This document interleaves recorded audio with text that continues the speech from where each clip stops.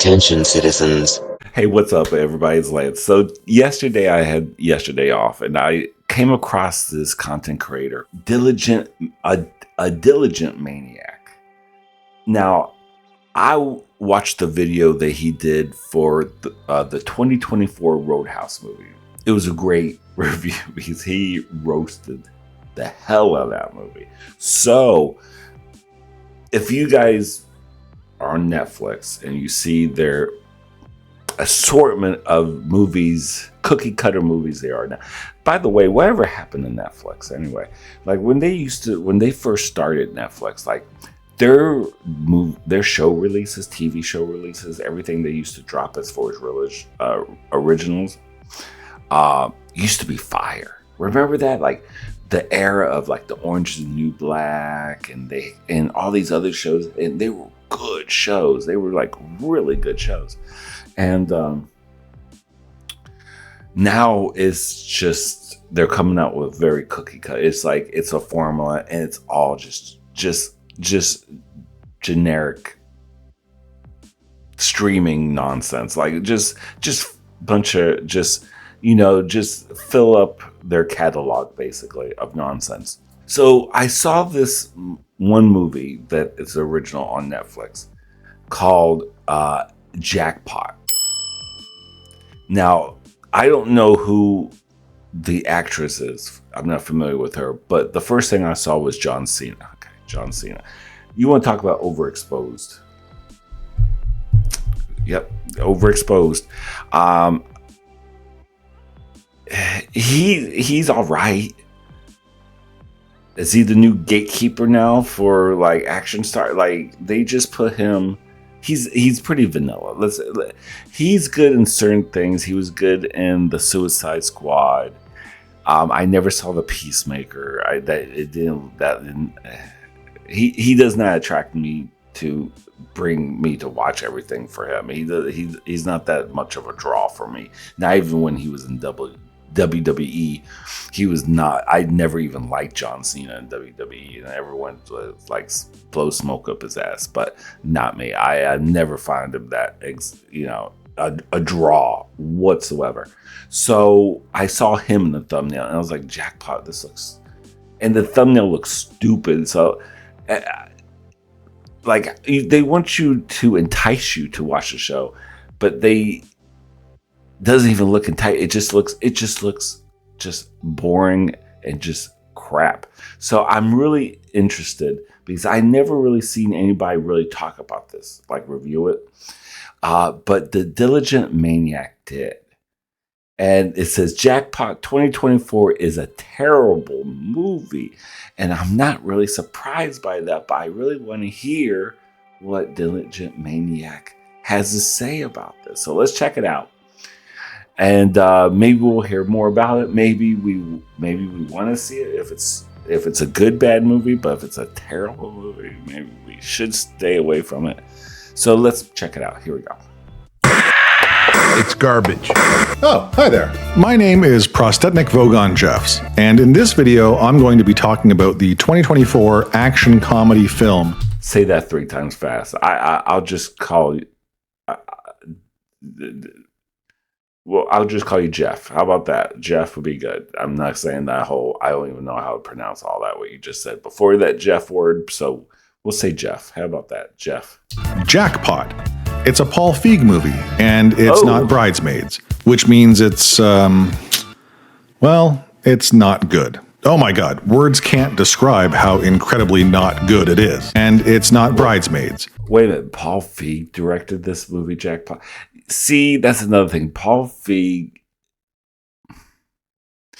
he is very questionable as a director as far as like I can't even say M. Night Shyamalan Ding Dong type of bad. Like Bridesmaids was good. The movie The Spy was all right. It was decent. It was entertaining. I could watch it a couple. I could see it again. Not like everyday type of thing. Like, oh, I'm not. nostalgia in 10 years type of liking, but I could watch it another month. I could see myself, I could watch The Spy again. And that's pretty much it. Definitely not the Ghostbusters reboot he did. Definitely not that. So that was but I've heard he is a lot more misses than he does hits. So I'm curious on how he got this Bridesmaid as being a hit. Did he have some help on some of his decisions? Because why is he really crap on a lot of it? And he made a jackpot with Bridesmaids. It kind of makes me kind of question if he had some help in Bridesmaids to put it over the top of being a good movie. You know what I'm saying? Like behind the scenes, maybe he had some help to make it better than his vision. I don't know. But it makes me question Paul Feig's decisions on an eye of making movies. That's all I have to say. Which means it's, it's not good. Oh my God, words can't describe how incredibly not good it is. Actually, that's not true. I can describe how bad it is with one word. Aquafina. Oh, I've heard that. Wait a minute. Words can't describe how incredibly not good it is. I've heard this name. Actually, that's not true. I can describe how bad it is with one word. Aquafina. This is Aquafina. I've heard this name because who was it? Was it the Critical Drinker? I think, no. Was it someone? Who was it? Anyway, they were talking about Aquafina and how it was like, oh, we don't want to hear her sing. And they showed the clip of The Little Mermaid. So I guess she did a voice on The Little Mermaid. And I heard the voice. I was like, oh, that's horrible. But I never saw the face with the name. This is Aquafina. Wasn't she in that other movie, that other show against Across the Galaxy or something like that? Or I don't know. I'm not really familiar with her filmography. Maybe that's a good reason. But okay, so this is the girl I was seeing in the thumbnail with I want to say John Stamos. John Cena. Okay. It's so bad, John Cena wishes you couldn't see him in it. It's so bad, Simu Liu is the villain. Can we please stop doing this? Can we please stop casting Simu Liu as a bad guy? He can't pull it off. No one is buying it. Or watching it, for that matter. Enough! It's cringe incarnate. Let's get into it. The same actor who was in the first thing I ever saw that actor in was in the movie Megan. And he was the bad guy in that. And yeah, I could see. Yeah, he was not convincing. He just seemed like just a joke, honestly. So yeah.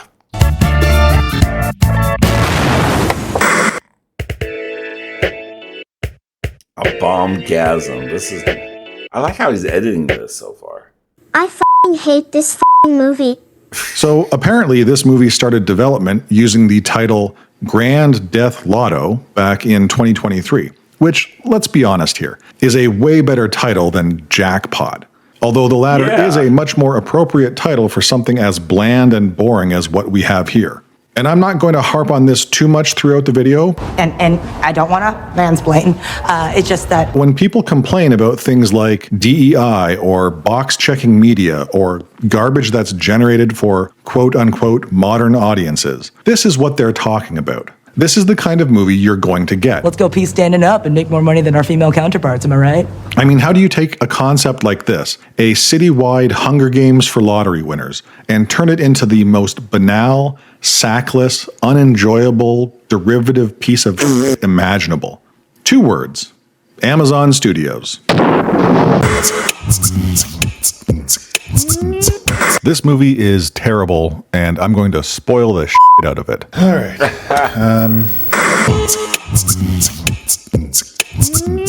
We get off to an eye-rolling start with almost a full minute of expositional diarrhea explaining how the government of California developed a Running Man lottery. Everyone was desperate for money, and knowing that California is full of murderous lunatics just looking for an excuse to indulge in a bit of the old ultra-violence, they created the California Grand Lottery. All you have to do is kill the winner before sundown, and you can legally take their jackpot. Oh, but no guns allowed.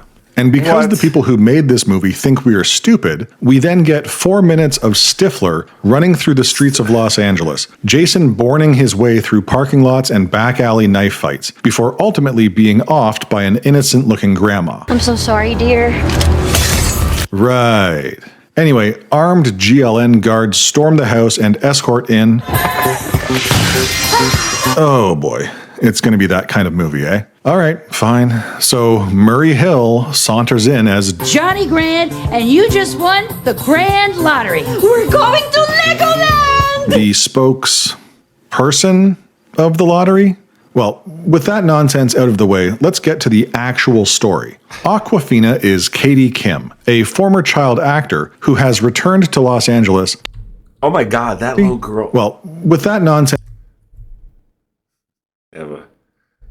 I would say female, I guess maybe non-binary, playing the Jackpot host there. out of the way, let's get to the actual story. Awkwafina is Katie Kim, a former child actor. This little girl looks like Drew Barrymore when she was young. Doesn't she, though? This little girl looks like Drew Barrymore when she was a little girl. My God, Jesus. Who has returned to Los Angeles to resume her showbiz career after being away for nearly... it doesn't matter. She berates a verbally abusive father on a bus, stares in awe at the decay of the city,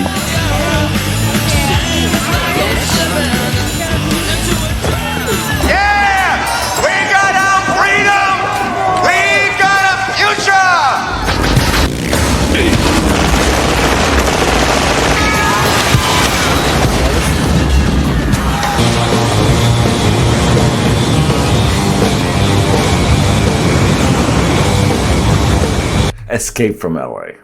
and gets robbed by a sweet old lady Oh, the Golden Girl bitch stole my watch! before arriving at her Airbnb rental. She's greeted by her host, Ta-da! Shadi, a fellow actor, and Shadi's boyfriend, DJ, a DJ, who gets to do something all of us have wanted to do for a very long time. Oh, After waking up under a ceiling dripping with feces, Katie Ew. rents some horrific clothes from Shadi and heads to her first audition. She gets some incredibly convenient information about Machine Gun Kelly's panic room, I actually installed Machine Gun Kelly's panic room. which, surprise, surprise, Machine will Gun be Kelly. relevant later in the story. Oh, he must need a paycheck if they have to throw Machine Gun Kelly. Get out of here. Good Lord. All right, well, after arriving at the audition, Katie dumps a ton of exposition about how she's been in Michigan looking after her dying mother. She then inadvertently registers for the Grand Lottery by thumbprinting a forgotten ticket from Shadi's pants. The audition goes south, but unbeknownst to Katie, in the minute since registering for the lottery, she has already won the $3.6 billion jackpot. No, I promised myself I wouldn't get angry until I finished the synopsis. Katie is instantly attacked by everyone. She escapes the actors only to be attacked by a martial arts class, and soon after, a yoga class. Now, I don't know. That seems like a downgrade. Am I the only one who thinks it should have gone from actors to yoga ladies to martial artists, escalation-wise, right? That would have made more sense? Yeah, I digress. Just before being... You could hear the annoyance in his voice that he had to watch this thing. This is a good shit story. This is something you would expect someone who like smoked a lot of the devil's lettuce, and him and his buddies would just like riff on like, what would you do if you were a writer in a TV show? This is the kind of plot you will come up with quite a few stoners. This is probably what happened in the writer's room. They got a new strain of really good like indica, and they went off. They went off King, and this is what they wrote, and this is what happens. This is exactly like they should have kept that. What is it, Grand Theft, the GTA kind of title? That would have been kind of. You can't save a crap ass movie with the title, but that is actually a better title than Jackpot. That actually sounds kind of generic. So, yeah. Being sent to the hell of annoying actors, Katie is saved by John Cena's Noel Cassidy, a freelance lottery guard, who thinks that dropping in through a ceiling is an effective way of entering a room. He gets Katie to sign a contract under duress that will entitle him to 10% of her total winnings in exchange for his protection services. Noel helps Katie escape and they take off in his car. They evade and fight off more people as Noel brings an almost deliberately obtuse Katie up to speed with what's happening. Katie doesn't want to have anything to do with the lottery and demands Noel help her give up. Get me out of the game! Okay. He agrees as they put an end to one of the worst choreographed car chases in cinematic history. Christ, you might as well just keep the wires in the shot if this is what it's going to look like in the final cut. Lazy, just lazy. Anyway, they ditch the car and Katie, for reasons, starts a fight with the one guy who hasn't been trying to kill her. Oh, you dirt-faced me! And then she runs away. Realizing her location is being broadcast by tracking drones, Katie slips. What kind of lottery ticket? See, this is so stupid.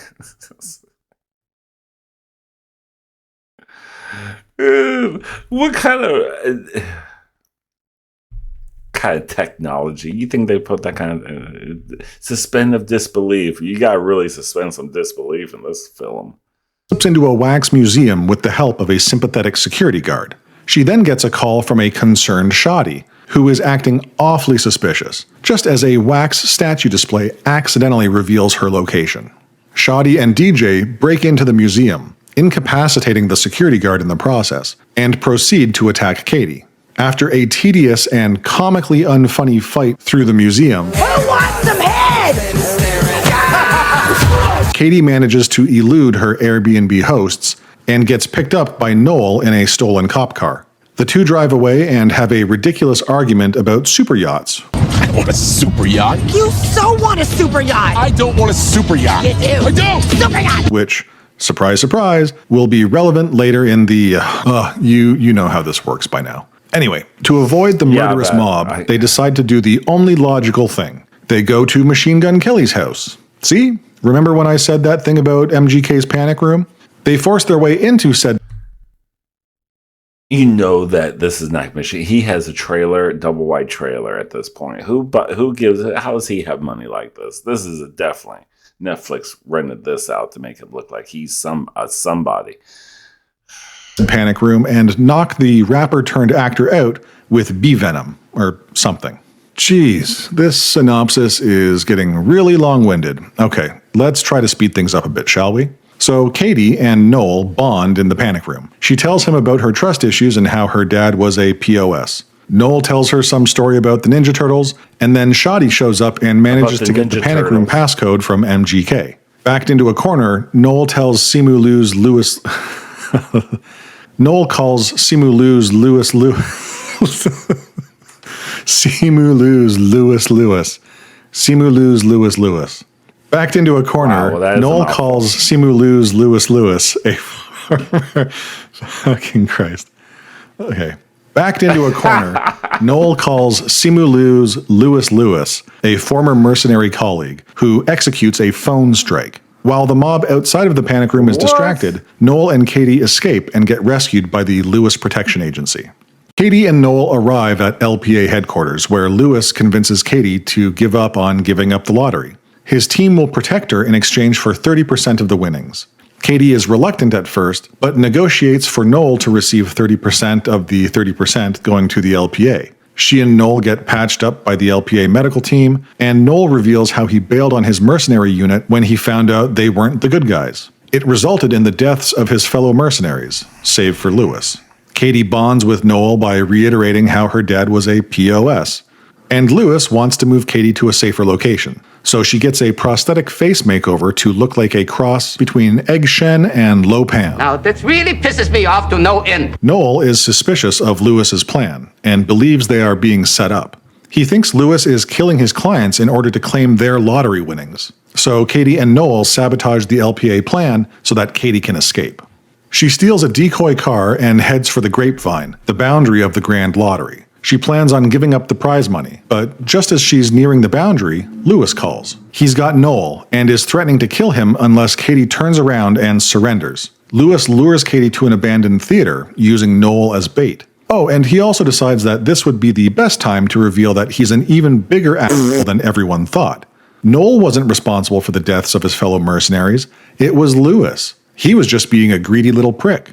Anywho, Katie shows up and threatens to off herself so that Lewis can't get the money. Then she kicks him off of a stage. Problem solved. Except not really. Katie was live streaming her confrontation with Lewis, and now everyone knows where she is.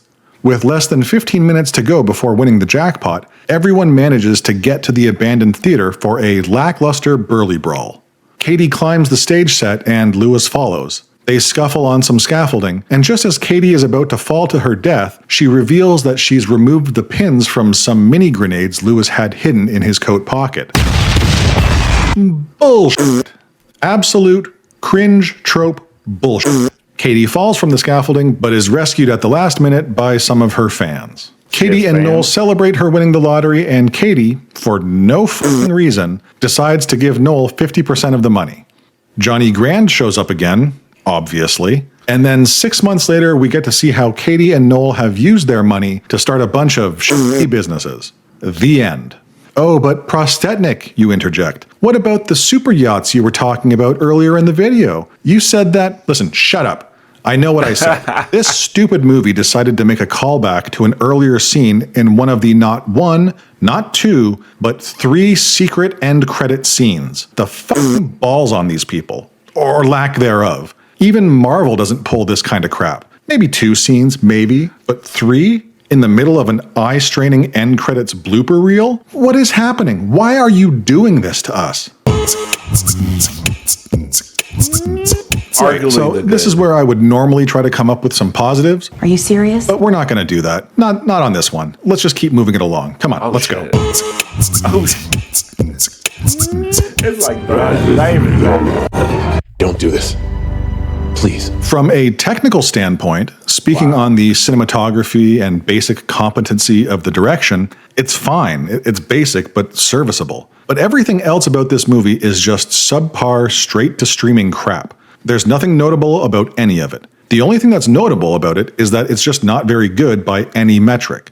And if we're talking about the director's ability to extract entertaining and comedic performances from the cast, it's downright awful. And other than a mildly intriguing concept, we've seen all of this before. The jokes are trite and predictable when they're even present. The performances are phoned in. The costume design and set pieces are so bland it hurts. The only thing novel about this movie is how uncharacteristically uncharismatic John Cena is. I don't deserve this negativity, you know. The only thing that's consistent about this movie is how consistently bad it is. That and the preponderance of things being thrown and sticking into objects they shouldn't be able to stick into. I mean, apparently a few years from now, knives will be able to penetrate any surface imaginable.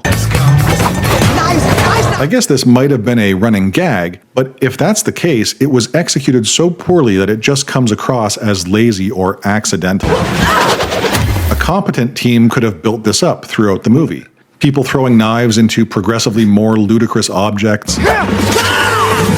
until someone would have to acknowledge it in some kind of meta moment. But no.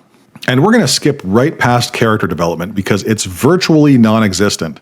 Katie has trust issues. She opens up to Noel. She eventually gets over her trust issues. That's about it. Moving on.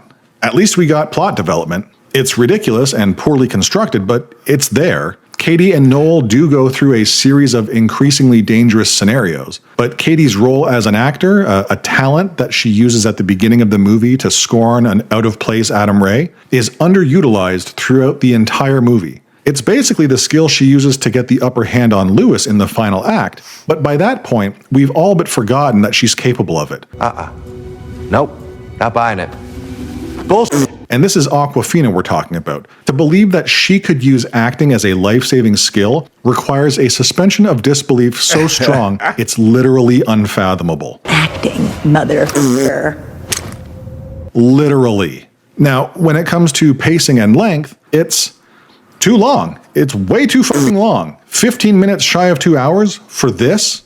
You've got to be fucking kidding me. Could you chill? Could you just chill? I'll be fair here. It didn't feel like an almost 2-hour movie. The pacing isn't half bad for most of it.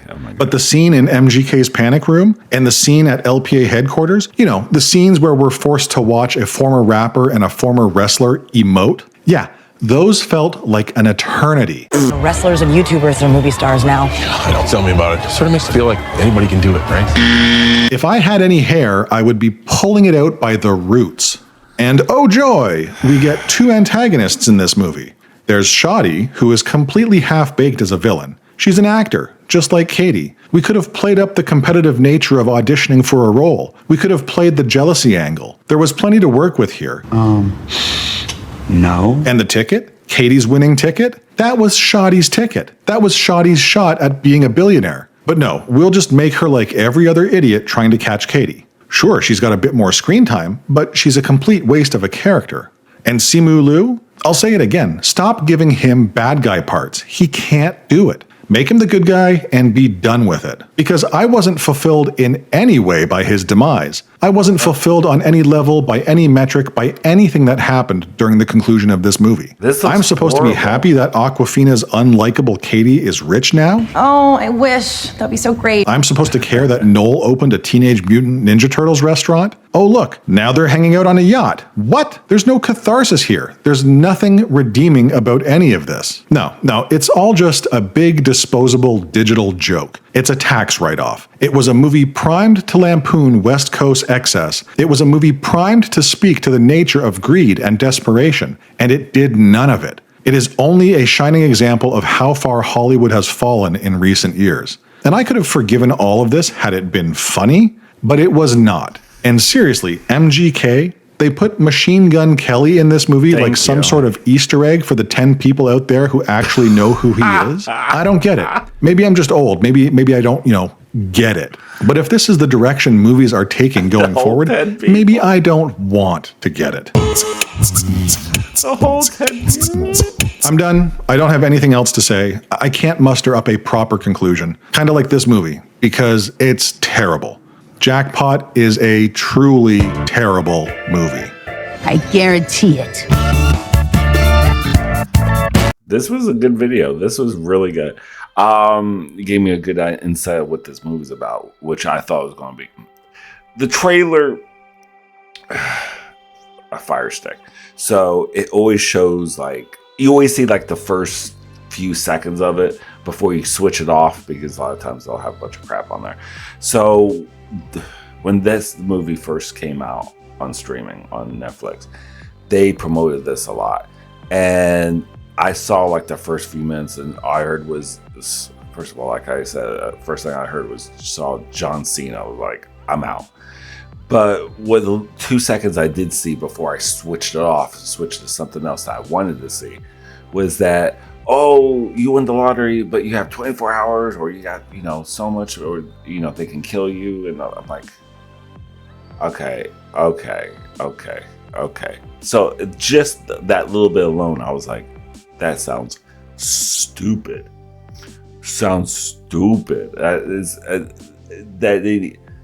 trailers always supposed to draw you in, not be like, roll your eyes. You know what I'm saying? That's not a really good promotion for that. So I would like to say like to hear something be like, oh, this is a surprise sleeper hit, something like that. Not surprised. This was it a surprise sleeper hit. It looked like crap, but the thumbnail looks like crap.